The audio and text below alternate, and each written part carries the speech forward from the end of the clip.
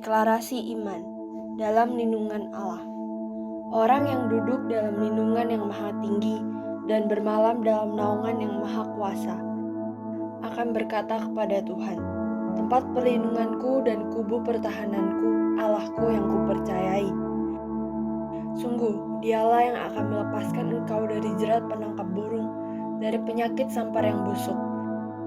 Dengan kapaknya ia akan melindungi engkau. Di bawah sayapnya engkau akan berlindung. Kesetiaannya ialah perisai dan pagar tembok.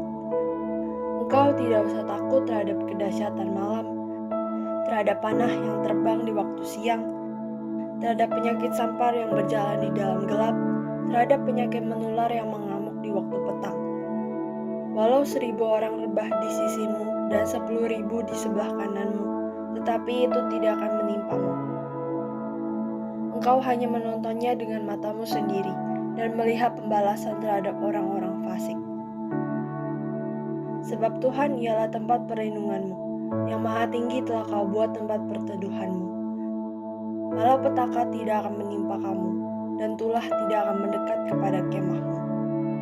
Sebab malaikat-malaikatnya akan diperintahkannya kepadamu untuk menjaga engkau di segala jalanmu. Mereka akan menatang engkau di atas tangannya, supaya kakimu jangan terantuk kepada batu. Singa dan ular tedung akan kau langkahi, engkau akan menginjak anak singa dan ular naga. Sungguh, hatinya melekat kepadaku, maka aku akan meluputkannya. Aku akan membentenginya sebab ia mengenal namaku. Bila ia berseru kepadaku, aku akan menjawab. Aku akan menyertai dia dalam kesesakan. Aku akan meluputkannya dan memuliakannya. Dengan panjang umur akan kukenyangkan dia, dan akan kuperlihatkan kepadanya keselamatan daripadaku. Amin.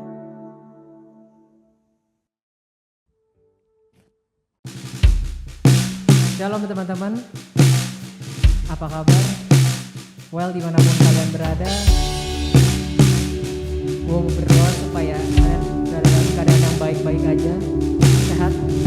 Yuk, sebelum kita mendengarkan firman Tuhan pada hari ini, kita mau sama-sama siapkan hati kita. Kita mau bawa pujian penyembahan yang terbaik kita buat Tuhan kita.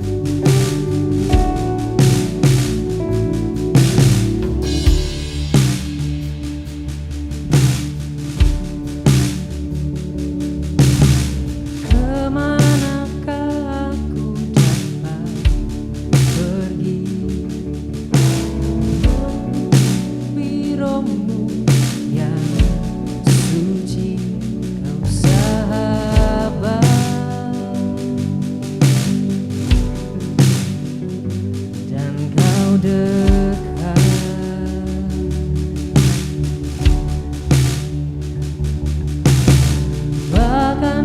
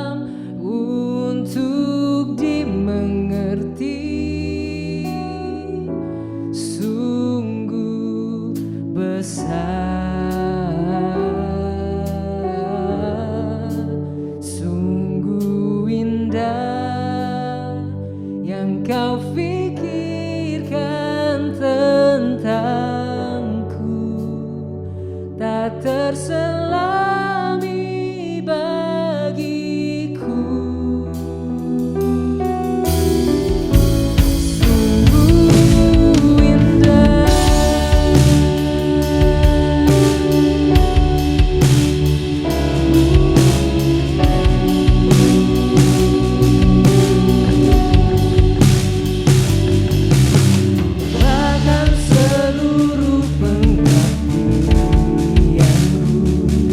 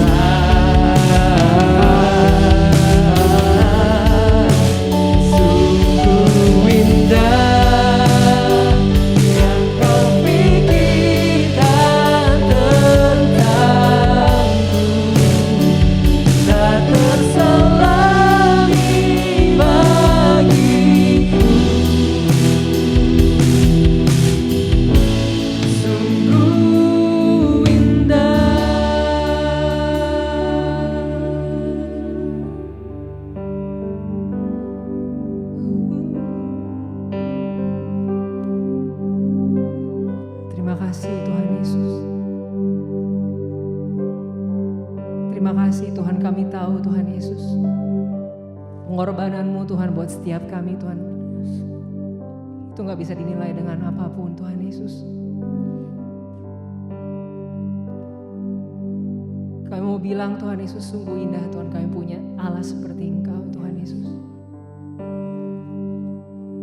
Tuhan, mungkin Tuhan beberapa dari kami Tuhan Yesus lagi dalam keadaan yang gak baik Tuhan Yesus.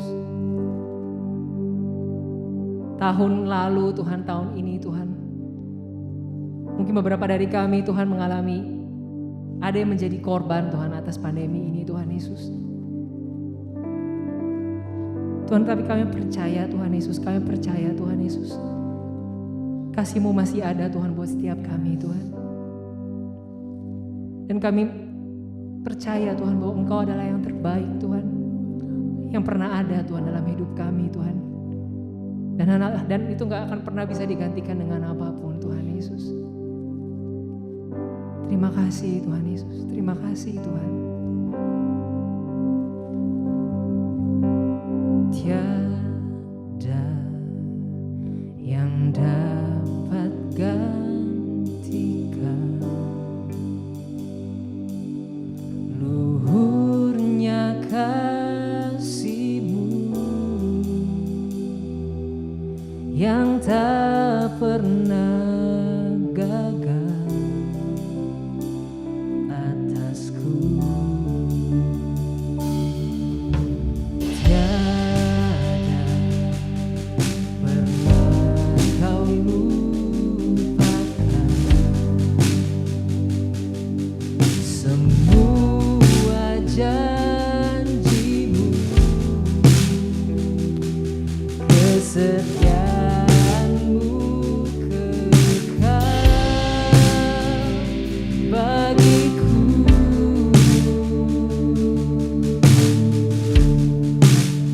Kau yang terbaik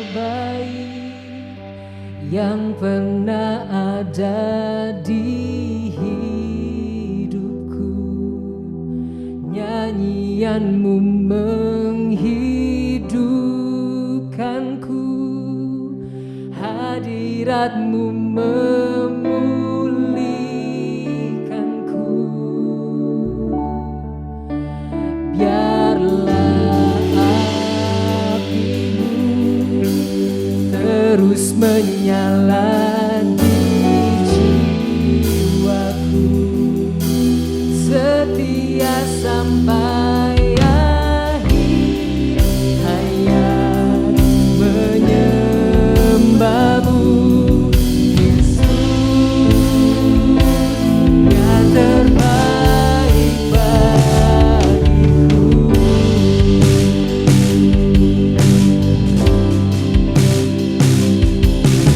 Tiada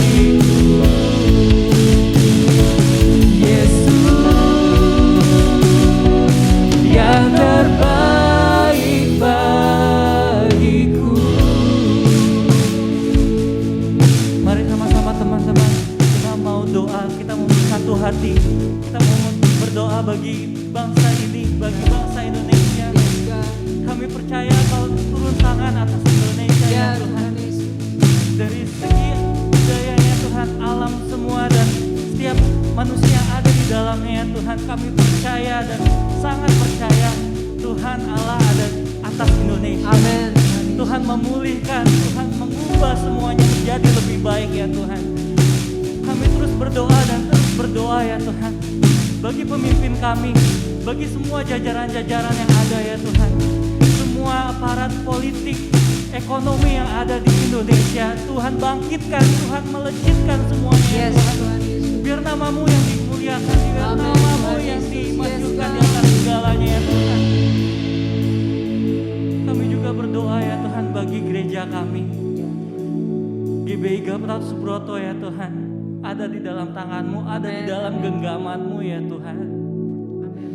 Pemimpin kami ya Tuhan, Pendeta Insinyur Niko Nyoto Raharjo ya Tuhan, beserta jajaran yang ada, GBI 1D ya Tuhan, dan di mana kami ada saat ini juga ya Tuhan, GC dan Youth. Kami berdoa bagi semuanya yang ada ya Tuhan, yang terlibat di dalam gereja ini. Tuhan, berikan hikmat-Mu, berikan marifat-Mu ya Tuhan atas setiap mereka, pemimpin-pemimpin kami ya Tuhan, pengurus-pengurus yang ada. Biarlah namamu yang dimuliakan, biarlah pelayanan mereka berharga di mata-Mu ya Tuhan Yesus. Harum dan indah dalam setiap apa yang mereka layani ya Tuhan, atas apa yang mereka lakukan bagi kami ya Tuhan, umat-umat-Mu ya Tuhan Yesus. Kami berdoa juga ya Tuhan bagi kami masing-masing pribadi,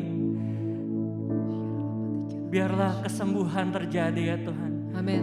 Pemulihan terjadi atas hidup kami ya Tuhan. Amin. Apa yang kami pikirkan, apa yang kami cita-citakan, Tuhan turut campur tangan atas setiap kami ya Tuhan. Inilah kami ya Tuhan, inilah nyanyian kehidupan kami. Biarlah harum dan baik di mata-Mu ya Tuhan. Di dalam nama Tuhan Yesus semuanya ini kami panjatkan. Di dalam satu nama, nama yang besar, nama Yesus Kristus. Sama-sama kita katakan amin. Tepuk yang terbaik bagi Tuhan kita. Mari kita berdoa bersama-sama. Bapa dalam surga, kami mengucap syukur untuk kesempatan yang indah. Engkau boleh kumpulkan kami bersama-sama Tuhan pada kesempatan hari ini melalui ibadah online GCNU Trial 1D. Kami berdoa Tuhan, biar sebentar kami akan mendengar apa yang menjadi isi hati-Mu. Sampaikan pesan-Mu Tuhan kepada kami. Ajar kami untuk kami boleh mengerti dengan benar apa yang menjadi isi hati-Mu.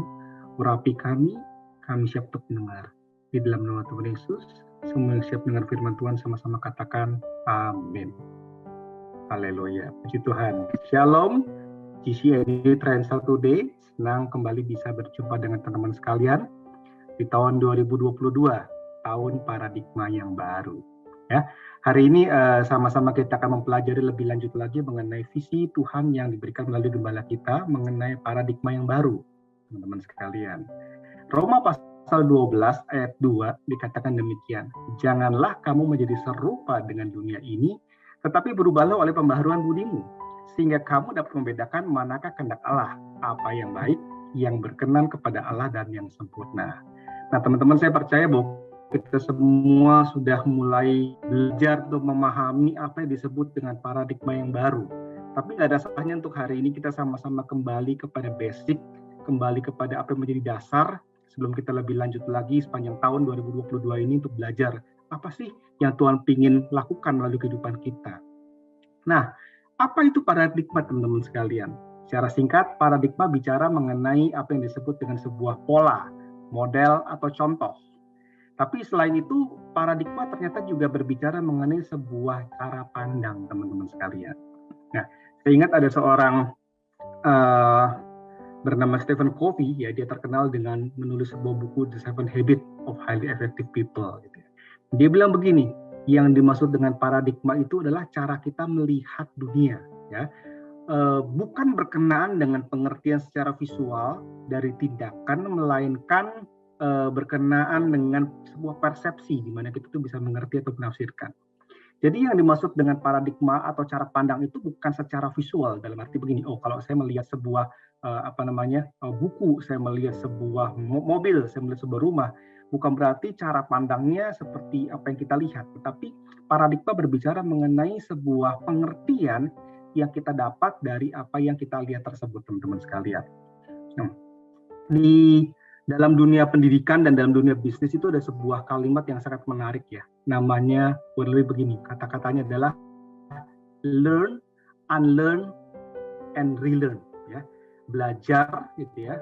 Lalu belajar untuk tidak belajar atau belajar untuk melupakan, lalu belajar kembali ya. Learn, unlearn, and relearn. Nah, kalimat ini populerkan atau ditulis oleh seorang bernama Evelyn Toffler, teman-teman sekalian. Elvin merupakan seorang penulis, ya, seorang futuris dan seorang businessman. Dia terkenal sekali dengan konsep-konsep di mana dia tuh mulai banyak membicarakan mengenai teknologi secara modern, ya, bicara mengenai revolusi digital, berbicara mengenai revolusi dalam dunia komunikasi, gitu ya, yang menekankan akan dampaknya terhadap dunia, ya, perubahan secara cultural. Gitu. Jadi Elvin ini dia mengatakan begini, kita itu harus belajar untuk pertama learn, yang kedua adalah kita harus belajar untuk kita itu unlearn, lalu yang ketiga adalah kita harus belajar untuk relearn, teman-teman sekalian. Nah, saya punya sebuah kisah menarik ini ya. Beberapa hari yang lalu kebetulan anak saya ada PR, ya, PR ICT, ya, Information and Communications Technology. Ya, jadi ketika ada pelajaran mengenai ICT, istri saya bilang, coba kamu belajar sama papa mengenai ICT. Nah, saya pikir yang namanya ICT itu ya belajar komputer. Kita belajar mengenai PowerPoint, kita belajar mengenai Microsoft Word, belajar mengenai Excel dan sebagainya. Jadi saya bilang, udah sini ICT belajar sama papa aja gitu. Nah, ketika anak saya bawa laptop ya lalu dia tunjukin mengenai PR-nya, saya nyerah. Mengenai PowerPoint, belajar mengenai bikin chart dan sebagainya melalui Excel. Tapi PR-nya adalah belajar mengenai membuat coding, teman-teman sekalian. Nah, coding bukan sesuatu yang saya kuasai. Yang menarik adalah begini, anak kelas 4 SD belajar coding. Mungkin basic mengenai coding, tetapi coding bukan something yang saya kuasai. Nah, di sini saya belajar bahwa ternyata kalau kita tidak mengikuti perkembangan teknologi, kita lama-lama akan ketinggalan, teman-teman sekalian. Jadi buat teman-teman di sini yang masih muda atau berjuda, ketahui bahwa di era digitalisasi ini bakalan yang namanya teknologi. Jadi penting untuk teman-teman belajar mengenai teknologi. Apa yang dimaksud dengan learn, teman-teman sekalian? Learn secara simpel adalah bagaimana kita belajar. Saya ingat ketika kita punya pelayanan dulu masih berjalan sebelum pandemi, kita mendefinisikan yang namanya pelayanan youth, pelayanan GC. Ada pelayanan di mana kita kumpul di gereja, kita ada PPW, ya, kita lakukan hal seperti biasanya kita ibadah. Itu yang kita pelajari. Tapi ternyata pandemi ini merusak segala tatanan konsep paradigma kita mengenai pelayanan, sehingga di tengah pandemi ini kita mesti mulai unlearn apa yang selama ini kita pikir itu paling baik dan paling benar. Kalau dulu kita pikir yang namanya pelayanan adalah harus khotbah di mimbar, lalu dihadapan dengan banyak orang. Tapi pandemi membuat kita harus unlearn sesuatu yang kita pikir selama ini benar, sesuatu yang selama ini berjalan dengan baik, tapi sekarang tidak bisa kita lakukan lagi. Karena sekarang kita harus belajar yang namanya online. Nah, bersyukur bahwa sejak akhir tahun 2021 kemarin kita sudah mulai melakukan ibadah hybrid. Ada secara online, ada juga secara onsite, tapi tetap terus kita harus menjaga yang namanya protokol kesehatan, teman-teman sekalian, ya. Nah, tetapi selain kita bicara mengenai learn, lalu kita unlearn, kita harus belajar juga yang namanya relearn. Setelah saya mulai mempelajari bahwa ternyata kita tidak bisa lagi melakukan seperti dulu, lalu kita harus unlearn that information gitu ya. Saya mulai belajar untuk relearn. Saya mulai belajar gimana ya caranya untuk kita melakukan yang namanya tapping, ya. Bagaimana caranya kita melakukan editing. Pelayanan secara gereja juga mulai berubah, teman-teman sekalian. Nah, itu kalau kita bicara mengenai konsep, mengenai belajar, ya, mengenai pertumbuhan. Nah, hari ini sama-sama saya ingin ajak untuk kita kembali melihat sesuatu yang sifatnya basic, teman-teman sekalian, ya. Bertumbuh, ya, itu bicara bagaimana kita juga harus mau belajar, dimuridkan untuk memuridkan. Hari ini saya ingin ajak kita belajar lebih lagi, learn to unlearn, ya. Kita back to the basic, kembali kepada sebuah amanat agung yang Tuhan perintahkan kepada kita dalam Matius pasal yang ke-28, ayatnya 19 sampai 20. Ayat yang sangat terkenal sekali, teman-teman sekalian. Matius 28 ayat 19-20. Firman Tuhan berkata demikian. Karena itu pergilah, Jadikanlah semua bangsa muridku dan baptislah mereka dalam nama Bapa dan Anak dan Roh Kudus, dan ajarlah mereka melakukan segala sesuatu yang telah kuperintahkan kepadamu. Dan ketahuilah aku menyertai kamu senantiasa sampai kepada akhir zaman. Nah, teman-teman terkasih, ya, firman Tuhan jelas mengatakan gini, karena itu pergilah jadikan semua bangsa muridku. Nah, saya belajar dalam pelayanan saya belajar dalam kehidupan saya bahwa ternyata kita perlu kembali kepada apa yang namanya esensi. Kita perlu kembali kepada apa yang namanya basic daripada segala sesuatu. Ya, di sini Tuhan memberikan sebuah fondasi. Salah satu tujuan kenapa kita diciptakan ya adalah agar kita menjadi yang namanya saksi, menjadikan semua bangsa murid Tuhan. Ya, saksi Kristus berbicara bagaimana kita menjadi murid, teman-teman sekalian. Nah, makanya tahun 2022 ini saya ingin mengajak semua kita anak-anak muda ya, GCN Youth ya, sama-sama kita kembali kepada esensi menjadi seorang murid, teman-teman sekalian. Nah, pemuridan atau discipleship itu bukan bicara mengenai materi. Discipleship pemuridan bukan bicara mengenai sebuah kurikulum tertentu, bukan bicara mengenai sebuah metode pengajaran tertentu, bukan berbicara mengenai sebuah program, bukan bicara mengenai sebuah event. Itu sebabnya kita tidak boleh hanya terfokus kepada hal-hal tersebut. Ya, apakah kalau begitu yang namanya pemuridan nggak perlu pakai kurikulum, nggak perlu pakai materi, metode pengajaran dan sebagainya? Boleh. Tetapi itu bukan yang esensi, teman-teman sekalian. Nah, saya selalu belajar begini. Ketika saya ketemu dengan anak-anak muda, Kak, bagaimana caranya saya bisa memuridkan? Saya istilahnya baru bertobat, saya baru mengenal Tuhan. Kalau dibilang saya juga bukan lulusan sekolah teologi ya. Gimana caranya saya bisa menjadikan semua bangsa murid? Kan kadang-kadang ada pertanyaan seperti itu, teman sekalian. Karena saya ingin kasih tahu tips yang sangat simpel segini, teman-teman. Bahwa pemuridan itu dimulai dengan sebuah kata, yaitu berbagi. Saya ulangi, pemuridan dimulai dengan sebuah kalimat sederhana, ya, yaitu berbagi. Nah, berbagi dalam hal apa, teman-teman? Satu, kita berbagi mengenai firman Tuhan. Ya, firman Tuhan yang dibagikan apa? Firman Tuhan yang dibagikan adalah apa yang mungkin kita dengar dari khotbah hamba Tuhan. Bisa dari kebaktian di gereja, atau mungkin kita dengar di YouTube, atau mungkin sebuah kebenaran firman Tuhan yang kita baca pada waktu kita saat teduh. Pada prinsipnya, mari bagikan sesuatu yang disebut the word itself. Ya, firman Tuhan itu yang kita bagi. Cara baginya gimana? Sederhana. Mungkin kita bisa bagi melalui teks di dalam WhatsApp, kita bisa bikin status di Instagram kita bisa bikin posting di Facebook kita, atau kita bisa berbagi kalimat-kalimat atau pengalaman mengenai kebenaran firman Tuhan tersebut dengan cara yang sederhana. Lalu yang kedua, pemuridan berbicara mengenai bagaimana kita berbagi kehidupan, teman-teman sekalian. Berbagi kehidupan maksudnya gimana? Berbagi kehidupan adalah gini. Generasi kita, generasi yang ada di sekeliling kita, mereka bukan cuma sekedar butuh yang namanya teori. Mereka tidak butuh kita cuma sekedar bicara, kasih ayat, kita kutip, lalu kita forward ayat, lalu kita tag mereka semua. Enggak. Yang mereka butuhkan adalah bagaimana ada orang-orang yang mau berbagi hidup dalam mereka. Tahukah teman-teman bahwa generasi ini adalah generasi yang hidup dengan kesepian. Mereka hidup dengan kesendirian. Sekalipun kelihatannya banyak orang di sekeliling mereka. Followernya banyak, ratusan ribuan.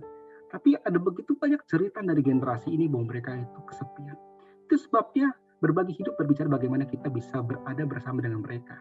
Ketika mereka ada di bawah, ketika mereka mengalami kesukaran, ketika mereka sedang menghadapi titik-titik di mana mereka membutuhkan nasihat, ketika mereka sedang bimbang, ketika mereka mungkin sedang membutuhkan jawaban, di situ kita hadir, teman-teman sekalian.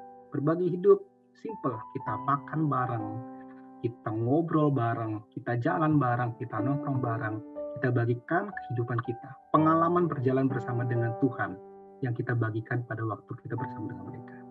Yang ketiga yang gak kalah penting adalah begini, teman-teman sekalian, mari bagikan yang namanya visi. Nah, saya katakan gini, pemuridan dilakukan dengan cara kita berbagi visi. Visi apa? Kita berbagi visi mengenai apa yang Tuhan ingin kerjakan.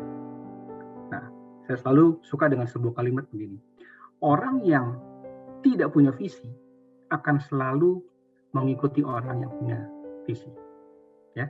Jadi kalau kita hidup tanpa tujuan, definitely pasti kita akan mengikuti orang-orang yang punya tujuan dengan jelas. Biasa saya selalu cerita begini, kalau kita pulang dari sekolah, kita pulang dari kampus, kita pulang dari kebaktian ya, lalu ditanya, kita pergi yuk kumpul makan di mana? Nah, rata-rata akan jawab makannya di mana, makan apa saja, makan di mana terserah. Nah, begitu orang tiba-tiba ada yang bilang, ayo kita makan di restoran yang baru buka, lalu semua mengikut. Why? Sederhana, karena orang-orang yang tidak punya tujuan selalu mengikuti orang yang punya tujuan, teman-teman sekalian. Sebabnya hari ini saya ingin ajak sama-sama kita kembali kepada hal yang basic, teman-teman sekalian. Beberapa paradigma mengenai pemuritan yang saya ingin sampaikan buat teman-teman dalam waktu yang singkat. Yang pertama, discipleship is about Christ. Pemuritan itu berbicara mengenai Kristus. Nah, saya tuh belajar bahwa esensi pemuritan itu bukanlah mengenai diri kita. Pemuritan bukanlah menunjukkan kepada orang-orang yang ada di sekeliling kita betapa hebatnya kita. Tetapi pemuritan adalah berbicara mengenai Kristus, yaitu menjadi serupa dengan Kristus.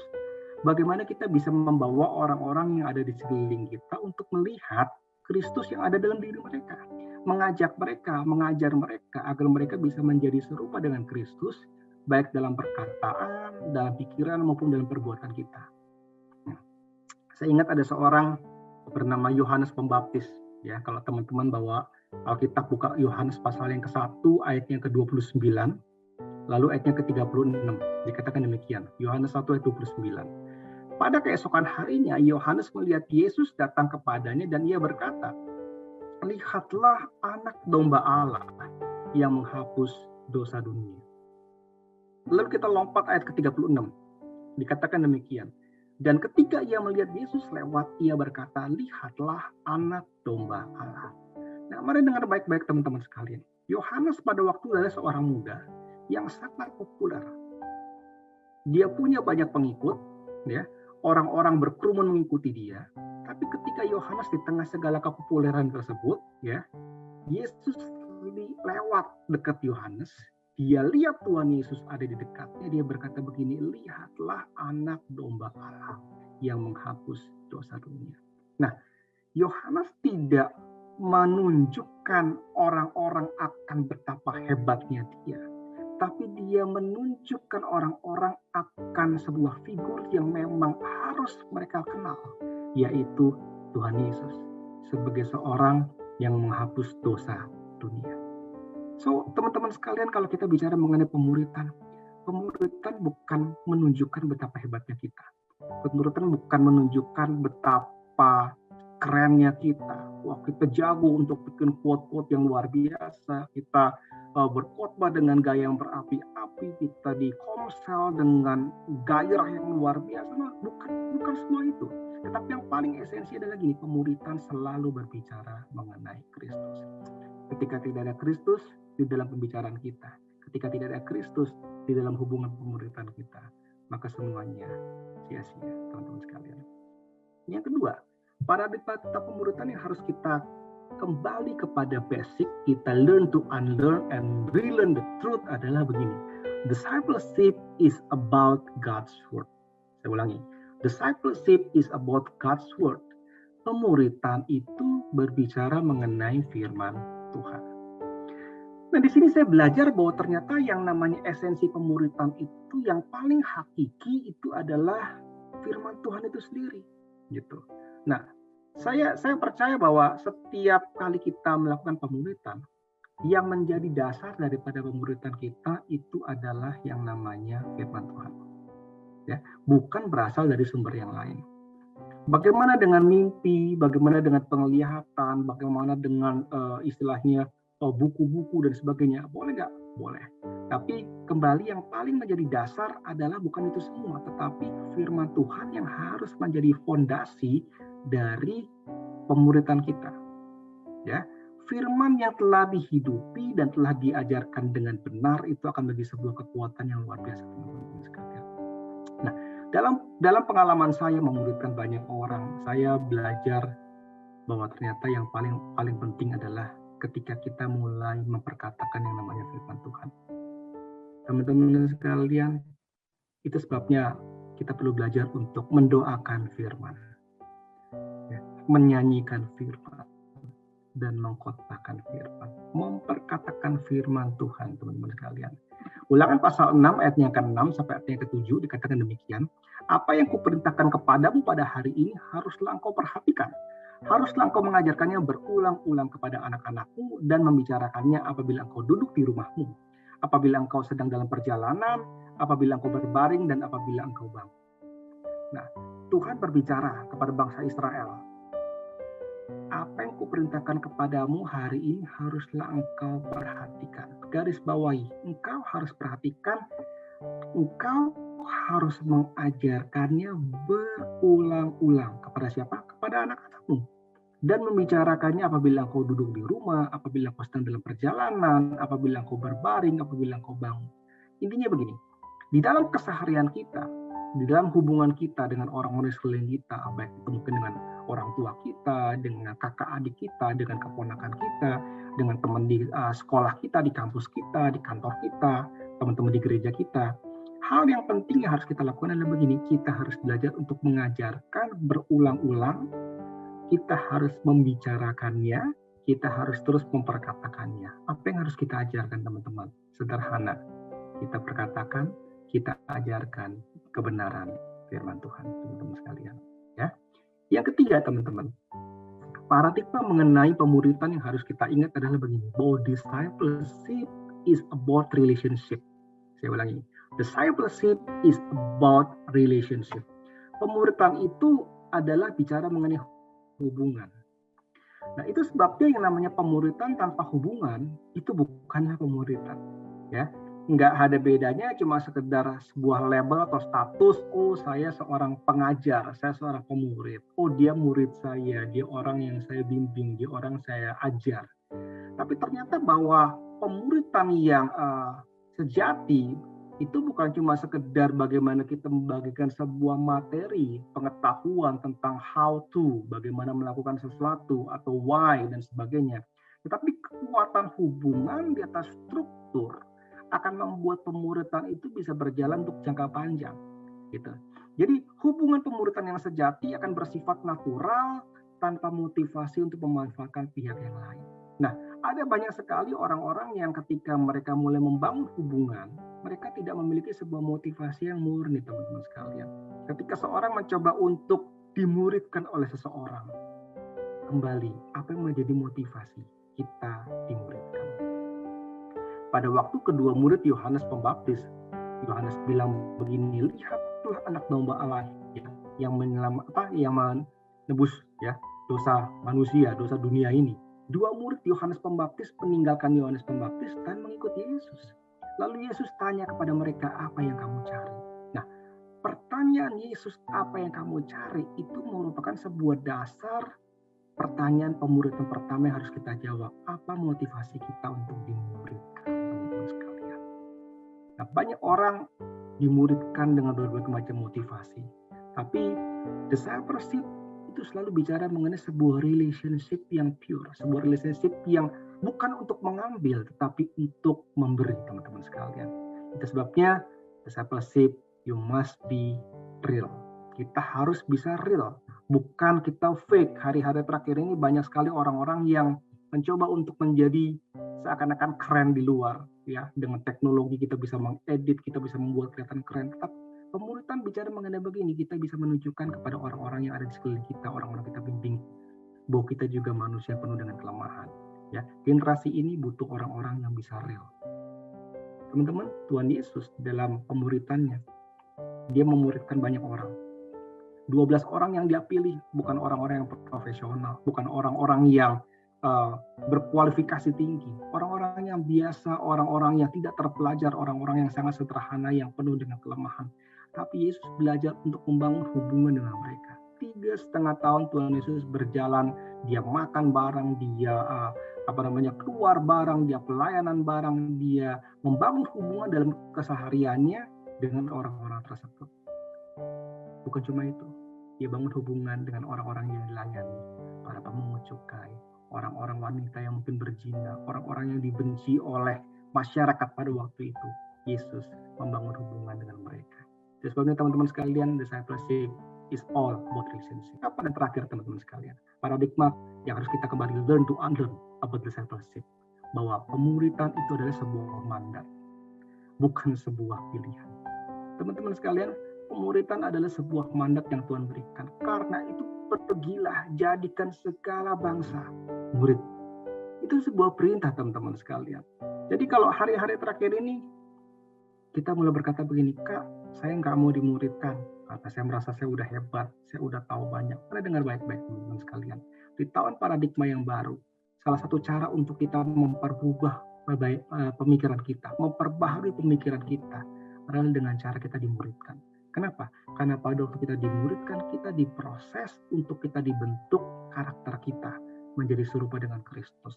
Pemikiran kita serupa dengan Kristus. Perkataan kita serupa dengan Kristus. Tingkah laku kita serupa dengan Kristus, teman-teman sekalian. Jadi, itu sebabnya teman-teman saya men-challenge buat teman-teman sekalian. Mari tahun 2022 miliki sebuah fondasi paradigma yang baru mulai dibentuk ketika kita mulai dimuridkan menjadi serupa dengan Kristus. It's mandate, not an option. Hari ini kalau teman-teman punya kerinduan yang besar, Tuhan saya mau tahun 2022 semakin bertumbuh supaya saya bisa diperbaharui pola pikir saya agar saya mengerti mana kehendak Tuhan, mana yang baik, mana yang berkenan, mana yang sempurna. Milikilah paradigma yang baru mengenai pemuritan. Learn to unlearn. Dan hari ini sama-sama kita masuk, kita relearn kembali mengenai pemuritan ini. Doa saya agar tahun 2022 ini teman-teman semakin mengenal Tuhan dan membuat Dia semakin dikenal banyak orang. Tujuan Tuhan supaya dalam hidup ini kita masuk dalam pengenalan yang sejati bersama dengan Tuhan. Tuhan Yesus memberkati kita semua. Mari kita sama-sama kita berdoa. Tuhan Yesus, terima kasih untuk kesempatan pada hari ini kami boleh kembali diingatkan Tuhan mengenai hal yang basic, hal yang sangat fondasi mengenai paradigma akan pemuritan. Karena kami tahu bahwa Tuhan ingin kami menjadi serupa dengan Engkau dalam pola pikir kami, dalam perkataan kami, dalam tingkah laku kami. Dan itu nggak bisa terjadi Tuhan kalau kami nggak diproses Tuhan, kalau kami tidak dibentuk menjadi serupa dengan Tuhan. Dan kami belajar hari ini Tuhan, kami harus memperbaharui cara pandang kami, kerangka berpikir kami akan pemuritan. Bukan dengan cara pandang yang lama, tapi kami mau learn, kami mau unlearn, dan kami mau relearn hal yang baru Tuhan. Kami berdoa Tuhan, biar terus Engkau taruh hati seorang murid, telinga seorang murid, lidah seorang murid Tuhan, supaya dengan perkataan kami dapat membangkitkan semangat orang-orang sekeliling kami. Supaya Tuhan terus mempertajam pendengaran kami untuk kami mendengar apa yang menjadi isi hati-Mu. Dan teruskan karya-Mu dalam kehidupan kami. Terima kasih. Kami mengasihi Engkau Tuhan. Di dalam nama Tuhan Yesus kami berdoa. Mari sama-sama kita arahkan hati kita untuk terima berkat Tuhan. Angkat kedua tanganmu. Kekasih-kekasih Tuhan, pulanglah dengan bawa berkat yang berlimpah-limpah daripada Bapa di surga. Melalui Putra yang tunggal Tuhan Yesus Kristus dan persekutuan yang manis dengan Roh Kudus menyertai kita semua mulai hari ini sampai Tuhan Yesus datang menjemput kita dan bahkan sampai selama-lamanya. Yang diberkati sama-sama kita katakan amin.